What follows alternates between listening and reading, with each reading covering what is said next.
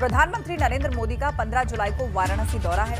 लगभग 5 घंटे प्रधानमंत्री मोदी वाराणसी में रहेंगे। इस दौरान पीएम वाराणसी में रुद्राक्ष अंतर्राष्ट्रीय सम्मेलन केंद्र का उद्घाटन करेंगे। पीएम नरेंद्र मोदी कई अन्य परियोजनाओं का भी उद्घाटन करेंगे। प्रधानमंत्री के दौरे को लेकर काशी में उत्सव जैसा माहौल है। पूरा शहर होर्डिंग बैनर से पटा हुआ है। सुरक्षा व्यवस्था चाक चौबंद है। और दूसरी बड़ी खबर आज की लखनऊ से है। गिरफ्तार अलकायदा के आतंकियों से जुड़ी हुई खबर है। कल देर शाम दिल्ली पुलिस की स्पेशल सेल और एनआईए की टीम लखनऊ पहुंच गई है और आज ये टीम अलकायदा के गिरफ्तार आतंकियों से पूछताछ करेगी। एटीएस स्पेशल सेल एनआईए की टीम तीनों मिलकर आतंकियों से जानकारी जुटाएंगी। आपको बता दें कि 26 जुलाई तक दोनों आतंकी एटीएस के रिमांड पर है। और तीसरी बड़ी खबर सीएम योगी के गोरखपुर दौरे से जुड़ी है, जहां आज सीएम बाबा गंभीरनाथ प्रेक्षागृह में लगभग 80 करोड़ की विभिन्न विधानसभाओं की परियोजनाओं का लोकार्पण और शिलान्यास करेंगे। और इसके बाद सर्किट हाउस में नवनिर्वाचित ब्लॉक प्रमुख और जनप्रतिनिधियों के साथ बैठक करेंगे। और समाजवादी पार्टी ने अपने आज सभी एमएलसीज की बैठक बुलाई है। सुबह 10 बजे प्रदेश कार्यालय में समाजवादी पार्टी के सभी एमएलसीज को मौजूद रहने को कहा गया है। अगले साल होने वाले विधानसभा चुनाव के साथ साथ विधान परिषद की खाली हो रही 36 सीटों को लेकर रणनीति पर चर्चा हो सकती है। स्थानीय निकाय कोटे की 35 सीटें 7 मार्च 2022 को खाली होंगी और इसमें सबसे ज्यादा सदस्य सपा के ही हैं। इसके अलावा 5वीं बड़ी खबर उत्तराखंड से है। यहां पर आज पुष्कर सिंह धामी सरकार की दूसरी महत्वपूर्ण कैबिनेट बैठक होने जा रही है। सुबह 11 बजे ये शुरू होगी। इस बैठक में कैबिनेट कई अहम फैसले पर ले सकती है, उस पर मुहर लगा सकती है। साथ ही रोजगार और भर्तियों संबंधित कई फैसलों पर भी मंथन हो सकता है। और वहीं अगर आप गर्मी में उत्तराखंड घूमने का प्लान बना रहे हैं तो सावधान हो जाइए, क्योंकि भारी बारिश से पहाड़ों के दरकने का सिलसिला जारी है। बद्रीनाथ हाईवे कई जगहों पर बंद हो गया है और जगह जगह पर लंबा जाम लगा हुआ है।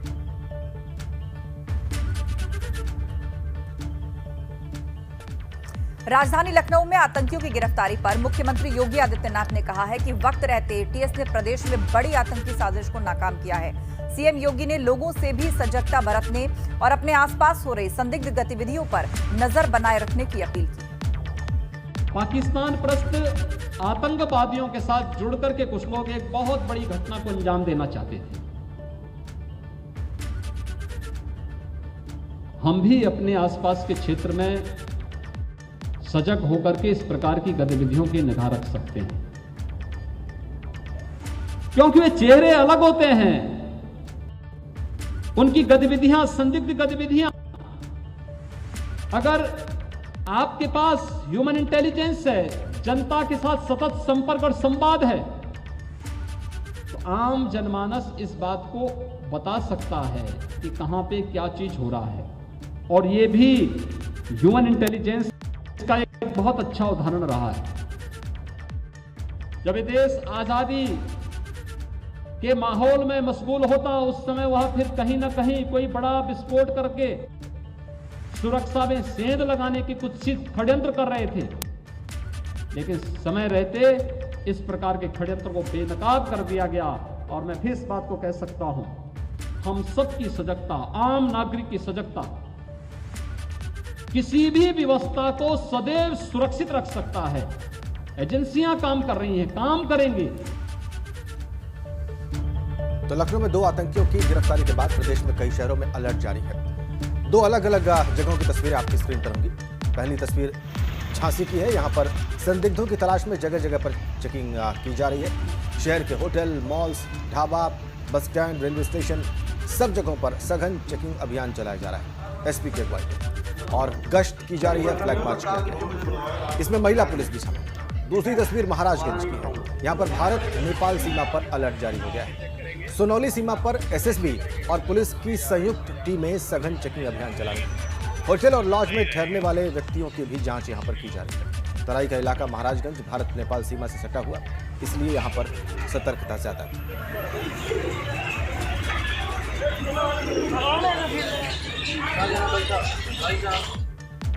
और अब एक बड़ी खबर लखनऊ से। कारा विभाग में तबादलों का सिलसिला लगातार जारी है। 68 डिप्टी जेलर के बाद 23 जेलर्स का तबादला और किया गया है। लखनऊ की आदर्श जेल के जेलर वीरेंद्र कुमार वर्मा को ललितपुर भेजा गया है। नैनी स्थित सेंट्रल जेल के जो जेलर है वीरेंद्र कुमार त्रिवेदी, उनका वाराणसी ट्रांसफर हो गया है। कानपुर जेल के जेलर धीरज कुमार बुलंदशहर गए हैं, तो आगरा से जेलर संजीव कुमार सिंह को कानपुर जेल भेजा गया है। एटा से कुलदीप सिंह भदौरिया को जौनपुर, कासगंज से राजीव कुमार सिंह को उन्नाव, वाराणसी से पवन कुमार त्रिवेदी को मैनपुरी, तो उन्नाव से ब्रिजेंद्र सिंह को गाजियाबाद ट्रांसफर किया गया है। कन्नौज से शिव कुमार यादव को गाजीपुर भेजा गया। कानपुर से धीरज कुमार को बुलंदशहर भेजा गया। बाराबंकी से संतोष कुमार को चित्रकूट, इसके अलावा गाजियाबाद से आनंद कुमार शुक्ला को बहराइच ट्रांसफर किया गया है।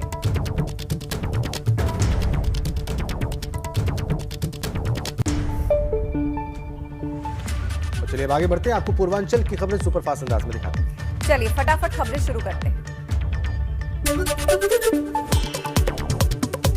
जौनपुर में भीषण सड़क हादसे में 5 लोगों की मौत हो गई। वाराणसी लखनऊ राष्ट्रीय राजमार्ग पर कार और ट्रक की सीधी टक्कर हो गई। कार सवार सभी लोग बारात से लौट रहे थे। आजमगढ़ पुलिस और सर्विलांस टीम ने ऑपरेशन चलाकर गांजा तस्करों को पकड़ लिया है। टीम को गांजा तस्करी की सूचना मिली थी, इसके बाद कार्रवाई की गई। तस्करों के पास से 45 लाख रुपए का गांजा बरामद हुआ। संत कबीर नगर में मुख्यमंत्री सामूहिक विवाह योजना के तहत 175 जोड़ों का विवाह कराया गया। खलीलाबाद स्थित एक निजी मैरिज हॉल में सामूहिक विवाह कार्यक्रम का आयोजन हुआ। इस दौरान कोविड प्रोटोकॉल का विशेष ध्यान रखा गया। गोंडा से सपा के पूर्व विधायक राम प्रताप सिंह का वीडियो वायरल है, जिसमें पूर्व सपा विधायक पुलिस वालों को उनकी औकात बताने की बात कही जा रही है। साथ ही उन्होंने सपा सरकार बनने पर पुलिसकर्मियों को ढूंढ कर सबक सिखाने की भी बात कही। लखनऊ में अलकायदा के 2 आतंकवादियों की गिरफ्तारी के बाद महाराजगंज से जुड़ी भारत नेपाल सीमा पर अलर्ट जारी कर दिया गया है। सीमा पर एसएसबी और पुलिस की संयुक्त टीम लोगों पर कड़ी निगाह रखे हुए है। साथ ही सीमा से गुजरने वाले वाहनों और लगेज की जांच डॉग स्क्वाड टीम भी कर रही है। और अब आगे बढ़ते हैं, बुलेटिन में अगली खबर का रुख करते हैं। 8 महीने बाद एक बार फिर प्रधानमंत्री मोदी काशी दौरे पर आ रहे हैं। मोदी 1583 करोड़ की 280 परियोजनाओं का लोकार्पण और शिलान्यास करेंगे। इसके अलावा मॉडल ब्लॉक सेवापुरी के निरीक्षण के साथ ही बाबा विश्वनाथ का भी आशीर्वाद लेंगे। प्रधानमंत्री 15 जुलाई को काशी में होंगे और इस कार्यक्रम पर गौर किया जाए तो लगभग 5 घंटे का ये कार्यक्रम होना है। पीएम लगभग 10:30 बजे आएंगे और 3 बजे वापस चले जाएंगे। कार्यक्रम को लेकर बीजेपी में उत्साह है। बीजेपी पीएम के आगमन को लेकर पूरी काशी को सजाने का काम करेगी। काशी बैनर पोस्टर से पट जाएगी। स्वच्छता का कार्यक्रम भी चलाया जाएगा।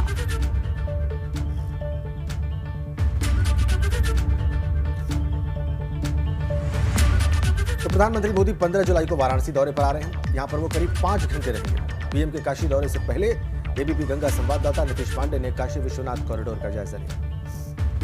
एबीपी गंगा इस वक्त मंदिर के कॉरिडोर में मौजूद है। एबीपी गंगा आपको कॉरिडोर से जुड़ी हुई हर एक तस्वीर दिखा रहा है। आप देखिए, वीविंग गैलरी के दूसरी ओर हम खड़े हैं। जो गंगा की ओर जो मार्ग जाता है, वहां से कॉरिडोर मुख्य तौर पर शुरू होता है और यहीं से कॉरिडोर की जो सुविधाएं हैं वो शुरू हो जाती हैं। तो ये गंगा का मार्ग है। यहाँ से जो भी श्रद्धालु घाट की ओर से आएंगे वो इसी मार्ग से होते हुए मंदिर की तरफ जाएंगे। तो आप देखिए, ये जो आपका दिखाई दे रहा है मार्ग, ये गंगा की ओर जा रहा है और इसके साथ ही जो ये बिल्डिंग है ये वैदिक केंद्र है। अगर बात करें तो नवंबर के लास्ट तक इस पूरे कॉरिडोर के कार्य को देने की डेडलाइन दी गई है और इस बार सावन माह में भक्तों को कॉरिडोर के अलग रूप के दर्शन होंगे। कैमरामैन विशेष के साथ नीतीश कुमार पांडे, एबीपी गंगा, वाराणसी। प्रधानमंत्री मोदी के आगमन से पहले वाराणसी में तैयारी की कुछ तस्वीरें हम आपको दिखाने जा रहे हैं। आपकी स्क्रीन पर इस वक्त 6 तस्वीरें हैं और आप देख सकते हैं कि सीएम योगी ने खुद जायजा लिया है यहाँ के व्यवस्था का, यहाँ इंतजाम का। प्रधानमंत्री के स्वागत की तैयारी की जा रही है। पूरे काशी में जितनी भी सड़कें हैं उनकी साफ सफाई से लेकर डिवाइडर के रंगारोगन का काम चल रहा है। रुद्राक्ष कन्वेंशन सेंटर केंद्र में कार्यक्रम है। इसके अलावा कार्यक्रम स्थल पर किस तरह की तैयारियां हैं, यहाँ पर शामियाने लगाए जा रहे हैं। सुरक्षा व्यवस्था के इंतजाम जबरदस्त है पूरे काशी के अंदर। प्रधानमंत्री मोदी के लिए भी खास भेंट जो है वो तैयार कर ली गई है। पीएम मोदी को क्या भेंट दिया जाएगा उनके काशी आगमन पर, वो भी आप तस्वीरों में देख रहे हैं। सीधा वाराणसी चलते हैं। नीतीश पांडे हमारे सहयोगी इस वक्त वाराणसी से हमारे साथ सीधा कनेक्ट है। नीतीश, हमने अभी दर्शकों को तस्वीरें दिखाई, कैसी तैयारी हो रही है वाराणसी में, और आपने कॉरिडोर के दृश्य भी दिखाए, आपकी रिपोर्ट अभी दर्शकों ने देखी है। नीतीश, सबसे खास बात आप क्या नोटिस कर रहे हैं? प्रधानमंत्री इससे पहले भी वाराणसी आते रहे हैं, लेकिन इस बार जब आ रहे हैं तो सबसे बड़ा परिवर्तन आप वहां पर क्या महसूस कर रहे हैं? राजन जी, इस बार का दौरा खास है। इस बार का दौरा बदलाव का दौरा है। इस बार का दौरा प्रधानमंत्री का कहीं ना कहीं जनता को तोहफे देने का दौरा है, और वो तोहफे किस तरह से उपयोगी हैं, एक तस्वीर ये देखिए। गोदौलिया चौराहे पर ये मल्टी लेवल पार्किंग है। 375 वाहन, दोपहिया वाहन जो है 375 की संख्या में इस पार्किंग में खड़े हो सकते हैं, और अत्याधुनिक पार्किंग है ये। और इसके अंदर से आपको तस्वीर दिखाते हैं। 19.55 करोड़ इसकी लागत है। स्मार्ट सिटी ने इसको बनाया है, और पीएम इस पार्किंग की सौगात देंगे। चूँकि गोदौलिया चौराहा सकरा माना जाता था, गोदौलिया और चौक से दोपहिया वाहनों की एक बड़ी कतार होती थी। अक्सर ये परेशानियाँ होती थी कि लोग कहीं ना कहीं आकर चौक और गोदौलिया के जाम में फंस जाया करते थे। इसके अलावा घाट की ओर जाने वाला जो रास्ता है, वहाँ पर वाहनों की, दोपहिया वाहनों की एक बड़ी कतार होती थी, जो कि लोगों को परेशान करती थी, और पर्यटकों के मन में कहीं ना कहीं जो ट्रैफिक सिस्टम है उसे लेकर गलत भाव पैदा करती थी। तो ये मल्टी लेवल पार्किंग, ये लिफ्ट होगी, नीचे से ये लिफ्ट ऊपर लेके आएगी, और यहाँ पर जो दोपहिया वाहन हैं वो खड़े किए जाएंगे। तो प्रथम तल, द्वितीय तल, तृतीय तल और चतुर्थ तल, ये 4 तल, और पूरी तरह से 375 वाहन यहाँ पर पार्क किए जाएंगे। तो ये बदलाव की ये बिल्डिंग है, काशी में इसको यहाँ पर बनाया गया है। इसके अलावा 1500-1550 करोड़ से ज़्यादा की परियोजनाओं की सौगात प्रधानमंत्री देंगे। उसमें कई ऐसी चीज़ें हैं, अगर बात करें तो हर घर जल, हर घर नल, ग्रामीण क्षेत्र के विकास की बात है। इसके अलावा अगर सड़कों की बात करें तो उसकी भी सौगात देंगे प्रधानमंत्री। यहाँ पर एक स्मार्ट स्कूल मछोदरी में बना है, जिसे लिफ्ट वाले स्कूल के नाम से जाना जाता है। वो स्कूल कभी पुरातनता की पहचान हुआ करता था, और उसे पूरे स्कूल को नए तौर पर विकसित किया गया है। तो प्रधानमंत्री अपने इस दौरे में कहीं ना कहीं शिक्षा के क्षेत्र में, चिकित्सा के क्षेत्र में, विकास के क्षेत्र में, पर्यटन के क्षेत्र में जो संभावनाएं तलाशी जा रही हैं, उन सारी संभावनाओं को तोहफे के रूप में काशी को देने वाले हैं। राजेंद्र जी हाँ, बिल्कुल। और आपने विस्तार से दिखाई वो मल्टी लेवल पार्किंग, जिसके बन जाने से काफी सहूलियत होगी। घाट के आसपास 2 व्हीलर्स की भीड़ नहीं होगी, जाम नहीं लगेगा, और लगभग 20 करोड़ की लागत से बनकर तैयार हुई है ये पार्किंग। बहुत शुक्रिया नीतीश, आगे भी हम अपडेट्स के लिए आपके पास लौटेंगे। तो मुख्यमंत्री योगी आदित्यनाथ कल वाराणसी दौरे पर रहे, और उस दौरान सीएम योगी ने 15 जुलाई को प्रधानमंत्री मोदी के प्रस्तावित दौरे को लेकर काशी का दौरा किया। स्थलीय कार्यों का निरीक्षण करने के बाद सीएम गोरखपुर के लिए रवाना हो गए और गोरक्षनाथ धाम के दर्शन किए। सीएम योगी ने बाबा गोरक्षनाथ दरबार में मत्था टेका और आशीर्वाद दिया। आज सीएम योगी के गोरखपुर दौरे का दूसरा दिन है। मुख्यमंत्री बाबा गंभीरनाथ प्रेक्षागृह में सुबह लगभग 80 करोड़ की अलग अलग विधानसभाओं की परियोजनाओं का लोकार्पण और शिलान्यास करेंगे, और इसके साथ सर्किट हाउस में नवनिर्वाचित ब्लॉक प्रमुख और जनप्रतिनिधियों के साथ बैठक करेंगे।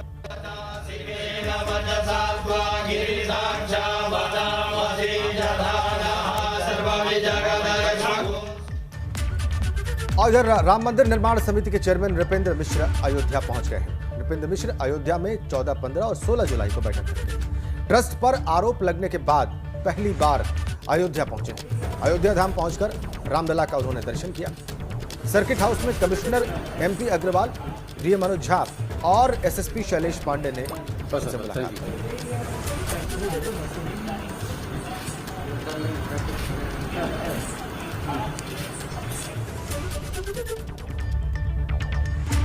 श्री राम जन्मभूमि तीर्थ क्षेत्र ट्रस्ट पर लगे भ्रष्टाचार के आरोप का मामला थमने का नाम नहीं ले रहा।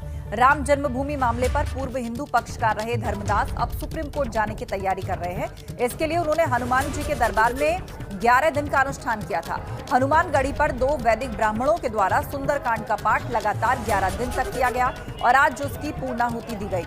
धर्मदास का कहना है कि सुप्रीम कोर्ट में आगे की विधिवत कार्रवाई के लिए हनुमान जी से अनुमति ली गई है, और ट्रस्ट पर हमलावर होते हुए उन्होंने कहा कि ट्रस्ट के लोगों द्वारा जो भ्रष्टाचार किया जा रहा है उससे आने वाले दिनों में अयोध्या में संत समाज का रहना मुश्किल हो जाएगा।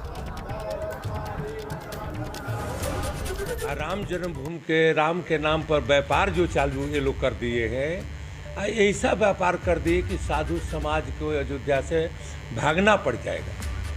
इन लोगों ने एक प्रकार के यहाँ पर अपना जाल बिछा करके पूरा ज़मीन खरीदने के और जगह ज़मीन खरीदने के और किस तरह से यहाँ की व्यवस्था हम अपने हाथ में ले लूँ। 50 मंदिर ले लूँ, कब्जा करके लिया, लिखवा लिया। बहुत स्वागत एक बार फिर से आप सभी का। आप देख रहे हैं गंगा सवेरा। और चलिए गंगा सवेरा में आगे बढ़ते हैं, अगली खबर का रुख करते हैं। उत्तर प्रदेश में आज क्या खास रहने वाला है वो आपको बता देते हैं। दिल्ली पुलिस की स्पेशल सेल और एनआईए की टीम आज लखनऊ पहुंच गई है। अलकायदा के गिरफ्तार आतंकियों से वो पूछताछ करेगी। एटीएस स्पेशल सेल और एनआईए की टीम जो है गिरफ्तार आतंकियों से पूछताछ करेंगी। 26 जुलाई तक एटीएस के रिमांड में दोनों आतंकी हैं। इसके अलावा प्रयागराज में क्या हो रहा है, आज से इलाहाबाद हाईकोर्ट में ओपन सुनवाई शुरू होने जा रही है। 100 दिनों के बाद फिर से ओपन सुनवाई शुरू होगी। इलाहाबाद हाईकोर्ट ने सख्त गाइडलाइंस इसके लिए जारी कर दी है। वर्चुअल सुनवाई का विकल्प भी अब मौजूद रहेगा। तो ये महत्वपूर्ण जो हलचल है वो आज उत्तर प्रदेश में रहने जा रही है। और आइए अब आपको बताते हैं कि आज उत्तराखंड में क्या विशेष रहने वाला है।